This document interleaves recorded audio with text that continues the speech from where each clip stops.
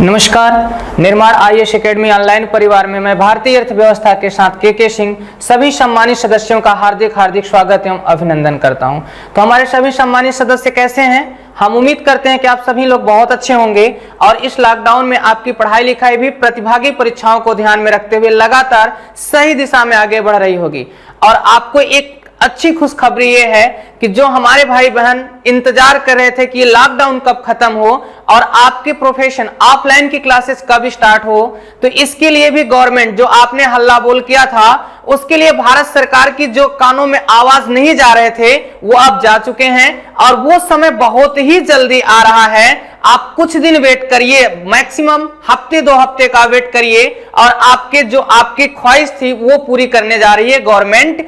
और जो आपको मैं एक और यही इंफॉर्मेशन देना चाहता हूं कि जैसे आप देखते होंगे कि पिछले एग्जाम जो नहीं हुए हैं उस एग्जाम के डेट भी लगातार आ रहे हैं और नई वैकेंसियां भी लगातार आपके सामने नजर आएंगी। तो आप पूरी तरीके से कंसंट्रेट और माइंड मेकअप करके अब हमारे साथ आप जुड़ जाइए निर्माण आईएएस एकेडमी ऑनलाइन परिवार के साथ और आपको बेहतर सुविधा मिलेगी इन प्रतिभागी परीक्षाओं के लिए। तो आप जल्दी से हमारे चैनल को लाइक करिए, सब्सक्राइब करिए और जितने लोगों में हो सके उतने लोगों में शेयर करिए। पूरा हमारा ऑनलाइन परिवार आपके सहयोग का अपेक्षित है।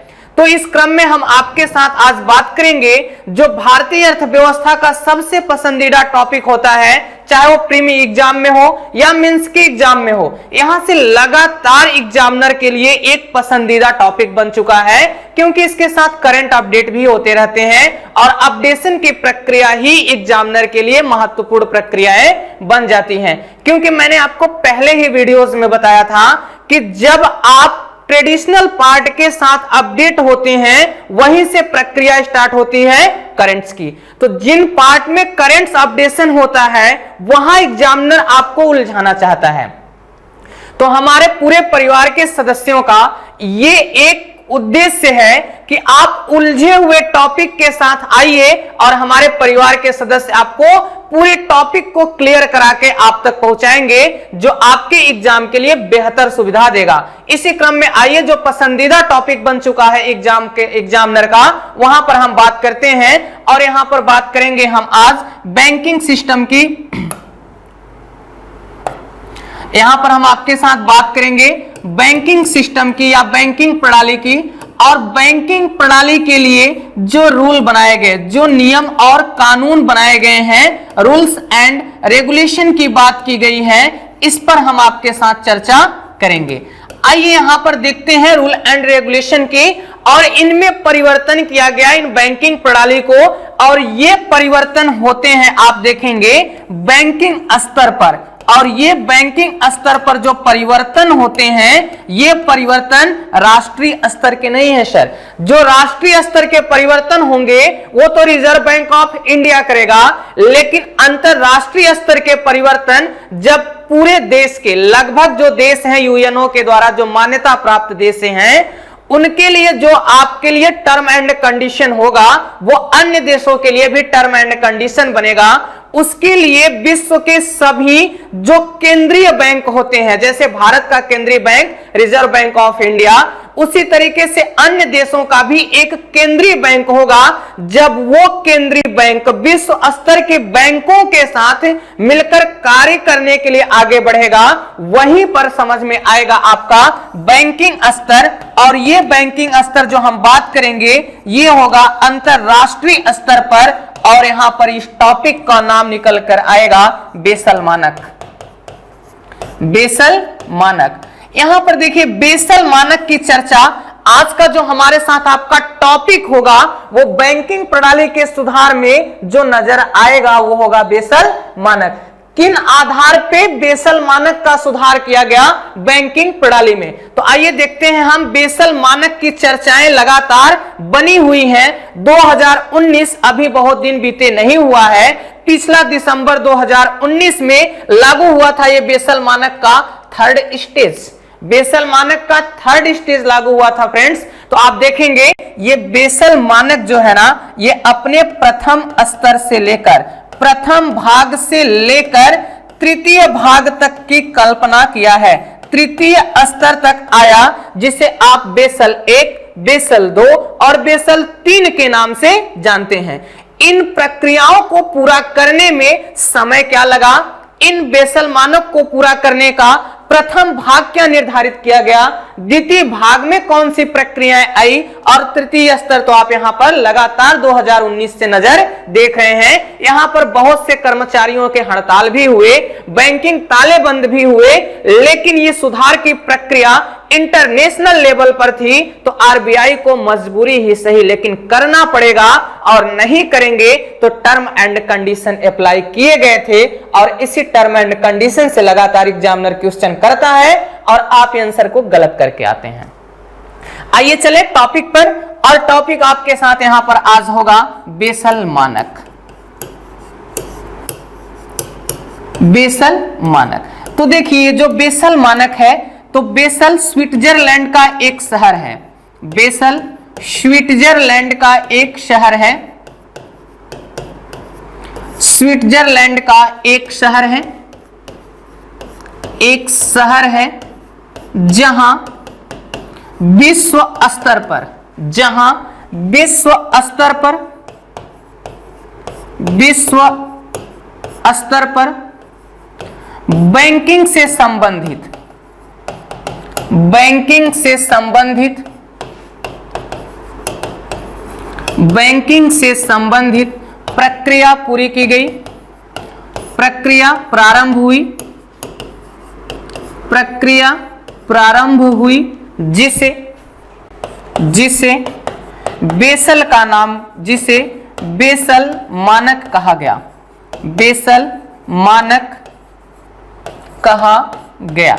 अब यहां पर एक शब्द और जुड़ेगा, यह प्रक्रिया, यह प्रक्रिया अंतरराष्ट्रीय स्तर पर प्रारंभ हुई, यह प्रक्रिया अंतरराष्ट्रीय स्तर पर, अंतरराष्ट्रीय स्तर पर प्रारंभ हुई, अंतरराष्ट्रीय स्तर पर प्रारंभ हुई। तो आप यहां देखें कि जब कोई भी प्रक्रिया इंटरनेशनल लेवल पर प्रारंभ होती है या अंतरराष्ट्रीय स्तर पर प्रारंभ होती है, तो वहां पर अन्य बैंक कार्य करने के लिए नहीं जाते हैं। हर देश के जो केंद्रीय बैंक होते हैं उन्हीं के गवर्नर वहां पर जाकर अपने अपने मीटिंग को अटेंड करते हैं। या तो वहां पर गवर्नर जाएगा या तो वहां पर डिप्टी गवर्नर जाएगा। तो यहां पर जब ये जाएंगे तो अपने देश के बैंकिंग के बारे में सारी फैसिलिटीज और सारे एनपीए जो आपका नॉन परफॉर्मेंस एसेट हो जाता है, सीआरएआर जो कैपिटल रिस्क एडिक्वेसी रेशियो हो जाता है, इन दोनों पर लगातार चर्चा की गई बेसल मानक पर। और उन्हीं चर्चाओं को हम आज आपके साथ लेकर आए हैं कि कहां आप कंफ्यूज होकर आंसर गलत करते हैं। तो दोस्त बिल्कुल कंफ्यूजन नहीं करिएगा, माइंड मेकअप करके कंसंट्रेट होकर आप हमारे साथ कॉपी पेन लेकर बैठ जाइएगा, एक भी क्वेश्चन गलत नहीं होगा, ये मैं आपको धैर्य दिला सकता हूं। और आपके सहयोग के लिए पूरी संस्था अपेक्षा भी करती है। तो यहां पर आप देखें कि यह प्रक्रिया किस स्तर पर प्रारंभ की जा रही है, तो यह प्रक्रिया अंतरराष्ट्रीय स्तर पर प्रारंभ किया गया। यहां पर देखें यह बेसल मानक 3 बार संपन्न हुआ, 3 बार संपन्न हुआ, जिसे बेसल मानक 1, जिसे बेसल मानक 1, बेसल मानक 2, बेसल मानक 2 और बेसल मानक 3, बेसल मानक 3 के नाम से जाना गया। तो अब आपके मन में यहां पर क्वेश्चन होंगे कि सर बेसल मानक 1 कब आया, बेसल मानक 2 कब आया और बेसल मानक 3 कब आया। तो आप थोड़े से कंफ्यूजन में नहीं रहिएगा, बिल्कुल हम क्लियर करेंगे यहां पर। तो आप देखेंगे बेसल मानक लाने की प्रक्रिया यहां पर 1975 से प्रारंभ होती है। कब से प्रारंभ होगी, 1975 से प्रारंभ होकर, और ये बेसल मानक 2019 के चरणों तक गुजरेगा। अर्थात यह प्रक्रिया बैंकिंग सुधार की 1975 से प्रारंभ हुआ और 2019 तक चलता है।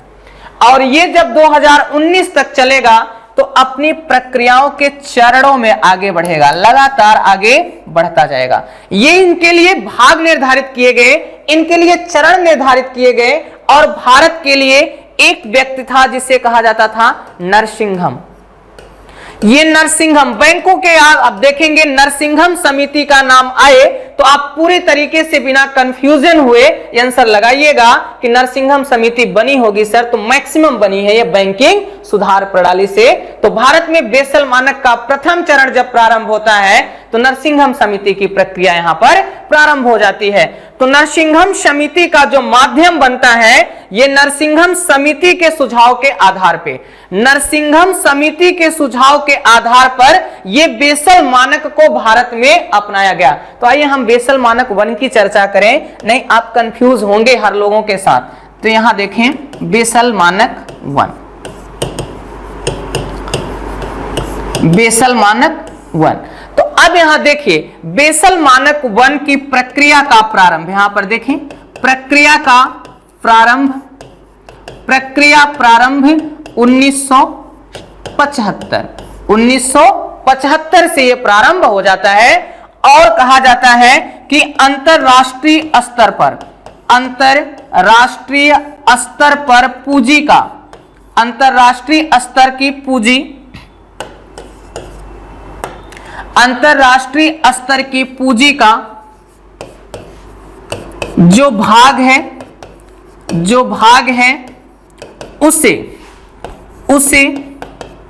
8%, ये जो 8% था ये CRAR था और NPA का भाग था। CRAR से तात्पर्य होता है कैपिटल रिस्क एडिक्वेसी रेशियो और नॉन परफॉर्मेंस एसेट्स। ये उस समय कितने परसेंट पे थे? 8%। यहां पर इसे कम करने की बात की जाती है टीयर 1 और टीयर 2 की पूंजी को शामिल करके। अब यहां पर देखें आप दूसरी तरफ भारत, यहां आप देखें बेसल 1 की प्रक्रिया, बेसल 1 की प्रक्रिया, 1 की प्रक्रिया 1988 से विश्व के अन्य देशों के द्वारा, विश्व के अन्य देशों के द्वारा लागू कर दिया गया, विश्व के अन्य देशों के द्वारा लागू किया गया, लागू किया गया, परंतु भारत के द्वारा, परंतु भारत के द्वारा नरसिंघम समिति के सुझाव के आधार पर, नरसिंघम समिति के सुझाव के आधार पर, नरसिंघम समिति के सुझाव के आधार पर 1992 आधार पर 1992 में लागू किया गया, लागू किया गया। अब आप देखें कि प्रारंभ होता है 1975 से, विश्व के अन्य देशों के द्वारा इसे 1988 से प्रारंभ किया गया, लेकिन भारत में प्रारंभ करने से पहले एक समिति का गठन किया जाता है और इस समिति का नामकरण किया गया नरसिंघम समिति। नरसिंघम समिति के सुझाव के आधार पर भारत में यहां पर देखें 1992 से इसे लागू किया गया, 1992 से इसे लागू किया गया। तो बेसल मानक 1 के ये चरण थे, यहां पर आप देखें 1992 में अपनाया गया और इस तरीके की प्रक्रियाओं से प्रारंभ होता है बेसल मानक। और बेसल मानक का उद्देश्य, बेसल मानक का उद्देश्य CAR को घटाकर कम करना, CAR को घटाना था और इसी CR की प्रक्रियाओं को लेकर ये यहां पर बात किया। तो अर्थात CAR को क्या करना था? घटाने की बात यहां पर हो रही है।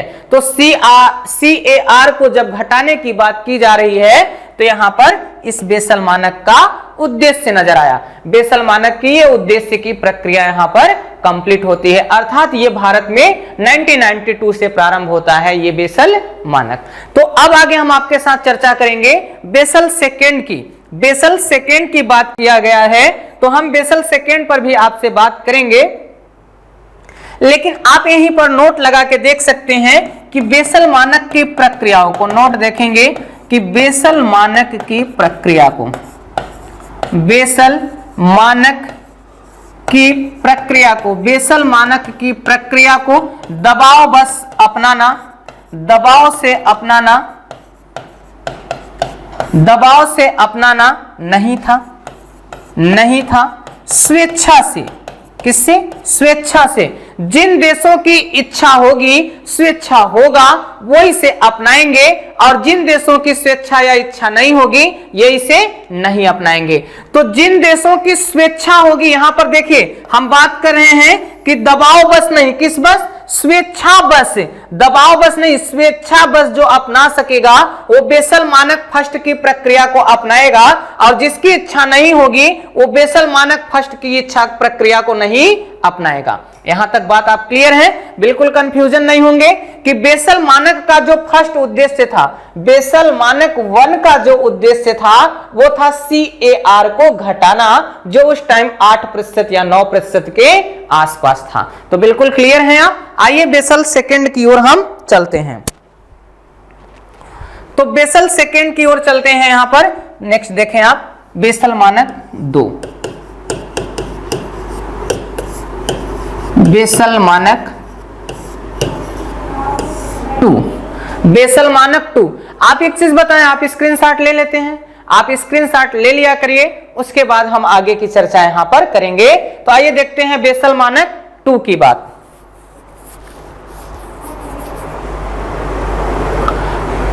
तो यहां देखें कि बेसल मानक 2, बेसल मानक 2 की प्रक्रिया,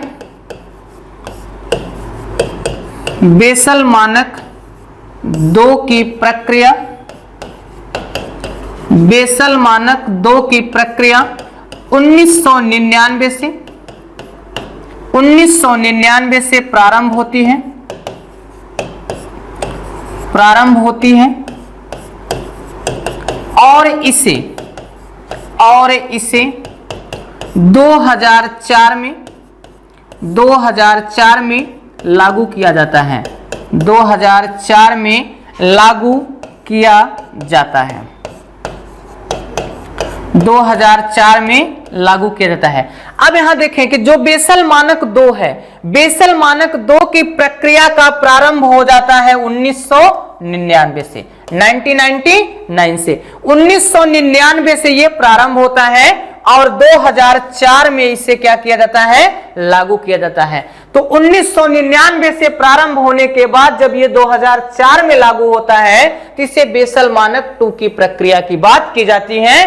जब प्रारंभ प्रथम से हुआ और यहां पर दूसरा आ गया तो प्राथमिक में कुछ कमियां होंगी, द्वितीयक वस्तु तब आती है या तो उस वस्तु का सपोर्ट करती है या तो उसकी नीतियों में परिवर्तन किया जाता है या नीतियों को पूर्णतः समाप्त कर दिया जाता है। इन सारी बातों के साथ बेसल मानक सेकंड को प्रारंभ किया गया, अर्थात बेसल मानक जो 1 था उसमें कुछ कमियां दिखाई पड़ी और इस कमियों को सुधार करने के लिए बेसल मानक 2 की प्रक्रिया का प्रारंभ किया गया। बेसल मानक 2 की प्रक्रिया का प्रारंभ किया जाता है 1999 से और लागू किया गया 2004 में। अब यहां पर आप देखें कि इसका महत्व क्या होता है, तो इस महत्व पे हम चर्चा करें, इस महत्व की बात करें तो बेसल मानक 2 का महत्व या बेसल मानक 2 का महत्व, बेसल मानक 2 का महत्व, बेसल मानक 2 के महत्व की बात हम आपसे करने चल रहे हैं। तो बेसल मानक 2 का महत्व था सशक्त बैंकिंग प्रणाली, सशक्त बैंकिंग प्रणाली जिससे बाजार में, प्रणाली जिससे बाजार में, जिससे बाजार में तरलता की आपूर्ति प्रबंधन, तरलता की आपूर्ति प्रबंधन सुनिश्चित रहे, आपूर्ति प्रबंधन सुनिश्चित। अब यहां पर देखें आप, आपूर्ति प्रबंधन सुनिश्चित रहे। जैसे आप देखें बेसल मानक 2, बेसल मानक 2 कहता है कि सशक्त बैंकिंग प्रणाली, अर्थात विश्व के देशों में एक ऐसी सशक्त प्रणाली हो कि जो विश्व के बाजार हैं, विश्व के देशों के बाजार हैं, वहां कहीं भी किसी भी प्रकार के पैसे की कमी यहां पर नजर न आए। अगर जैसे आप देखें कि रिजर्व बैंक ऑफ इंडिया, अगर रिजर्व बैंक ऑफ इंडिया अन्य बैंकों को पैसा नहीं देगा, अन्य बैंकों को पैसा नहीं देगा, तो बैंक बाजार में पैसे नहीं डालेंगे, और जब बाजार में पैसे नहीं आएंगे तो लोगों के पास भी पैसे का अभाव दिखाई पड़ेगा और अर्थव्यवस्था भी प्रभावित होने लगेगी। तो बेसल मानक 2 का उद्देश्य ही था, इसका महत्व ही था सशक्त बैंकिंग प्रणाली, जिससे विश्व के बाजार में या विश्व के देशों के बाजार में तरलता की आपूर्ति प्रबंधन सुनिश्चित हो, अर्थात व्यवस्थित क्रम से आगे बढ़े, ये था। लेकिन इसके लिए कुछ उद्देश्य निर्धारित किए गए थे बेसल मानक 2 के लिए। तो 3 बातों पर बेसल मानक 2 चर्चा करता है, तो इसके स्क्रीनशॉट लीजिएगा आप और फिर हम आपसे बात करते हैं।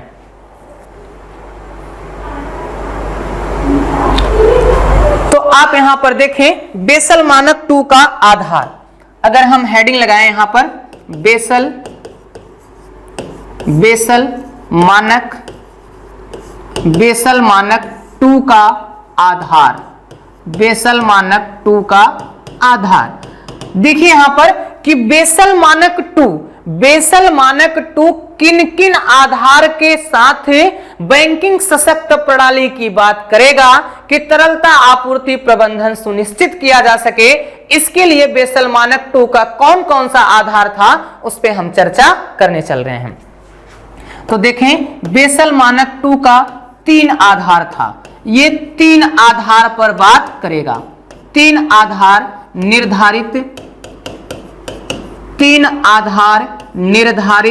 किया गया। अब आप कहेंगे कि ये 3 आधार कौन कौन से थे जिनको निर्धारित किया गया। तो देखिए 3 आधार की बात हम आपके साथ करने चल रहे हैं। तो देखिए 3 आधार क्या थे।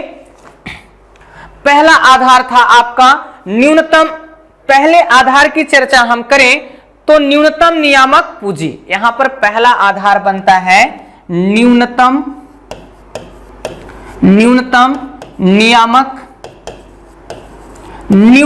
नियामक पूंजी, अर्थात इसका उद्देश्य होता है बाजार में कम से कम आवश्यकता के बराबर, कम से कम आवश्यकता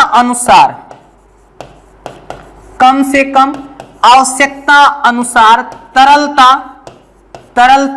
बनी रहे, कम से कम आवश्यकता अनुसार तरलता बनी रहे। जैसे आप देखो कि आपको इसकी आवश्यकता है, इस पेन की आवश्यकता है, और इस पेन को आप तभी खरीद पाएंगे जब तक बाजार में इस पेन की न्यूनतम कीमत आप नहीं दे पाएंगे। जितनी इसकी लागत कीमत होगी, जब तक आप इसे अदा नहीं कर पाओगे तब तक ये पेन आप तक या हमारे पास तक पहुंच नहीं पाएगी, और जब नहीं पहुंच पाएगी तो इसके लिए बेसल मानक 2 का आधार था न्यूनतम नियामक पूंजी।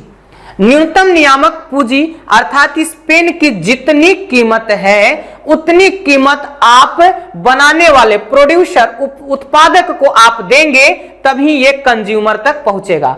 तो उत्पादक से कंज्यूमर तक, प्रोड्यूसर से कंज्यूमर तक, या उत्पादक से उपभोक्ता तक इसे पहुंचने के लिए या आने के लिए क्या चाहिए, न्यूनतम नियामक पूंजी चाहिए, जितनी इसकी क्या हो, लागत हो। इस लागत के बराबर अगर हम इसकी पूंजी नहीं दे पाएंगे तो आप इस पेन की कीमत नहीं अदा करेंगे तो ये आप तक पहुंच नहीं पाएगी, जिसे आप क्या कहेंगे, न्यूनतम नियामक पूंजी।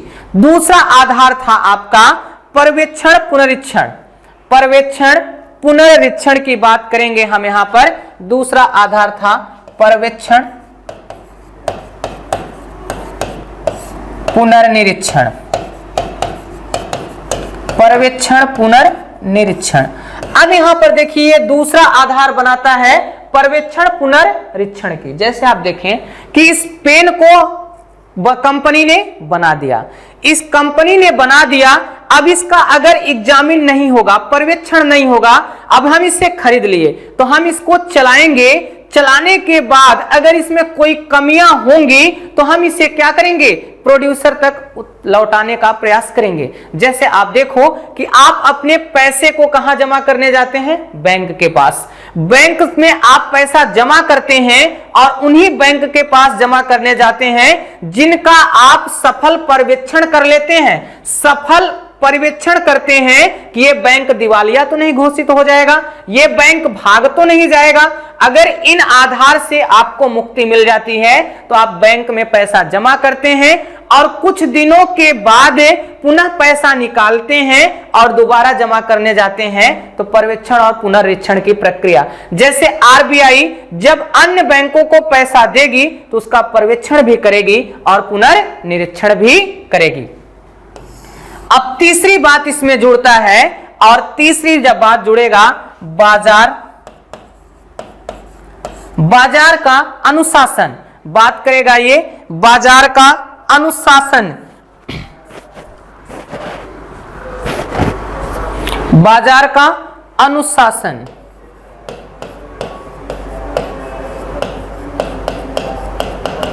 बाजार का अनुशासन। अब बाजार के अनुशासन पे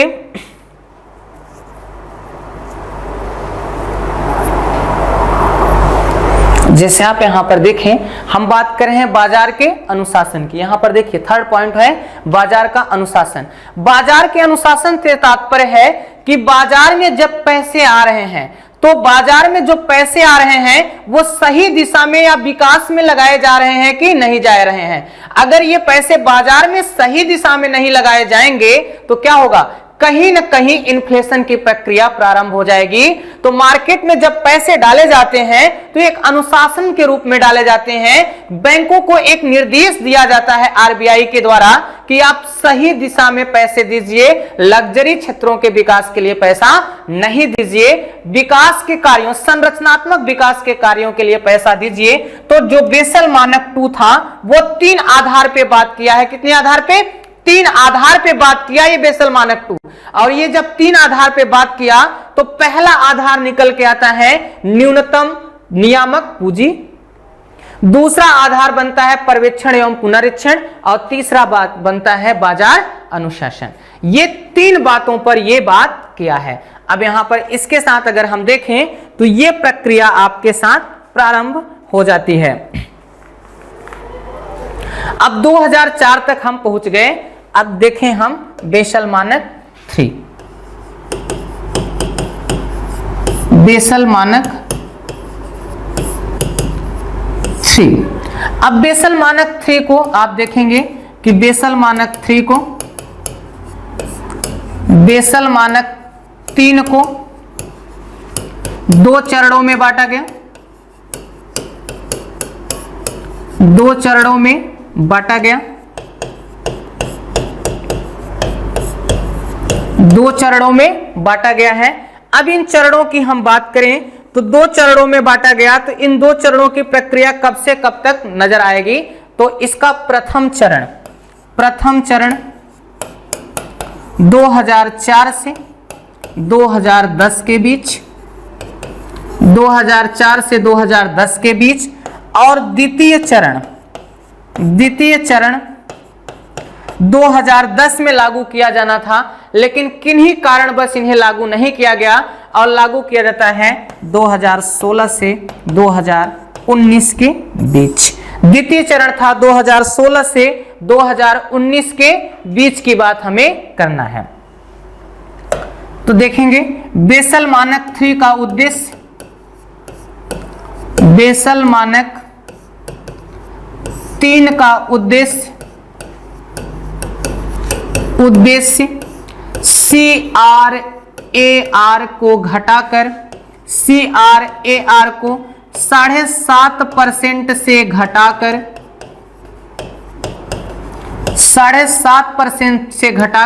2.5% करने का लक्ष्य, करने का लक्ष्य, तथा एनपीए को जिसे आप कहते हैं नॉन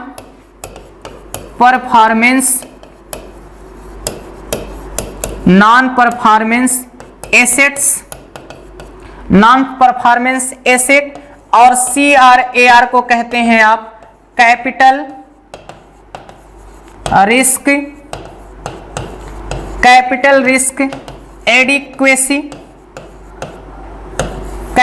रिस्क एडिक्वेसी रेशियो।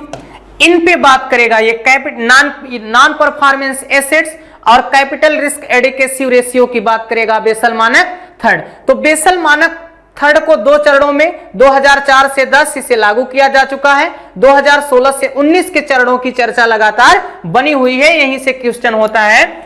तो बेसल मानक थर्ड का उद्देश्य था 7.5% से घटाकर कितना करना, 2.5%, और एनपीए को भी कम करने का भी लक्ष्य रखा गया था। तो इन सब चीजों के साथ आप हमारे साथ बने रहिएगा। इसके सेकंड पार्ट्स में हम आपके साथ बात करेंगे CRAR क्या है, एनपीए क्या है और इसका प्रभाव क्या होगा, इसे पूरा न करने पर बैंकों के द्वारा क्या कार्यवाही की जाएगी, इसकी चर्चा देखने के लिए आप लगातार बने रहिएगा। तब तक के लिए हमें इजाजत दीजिएगा। बेस्ट ऑफ लक, नमस्कार, जय हिंद।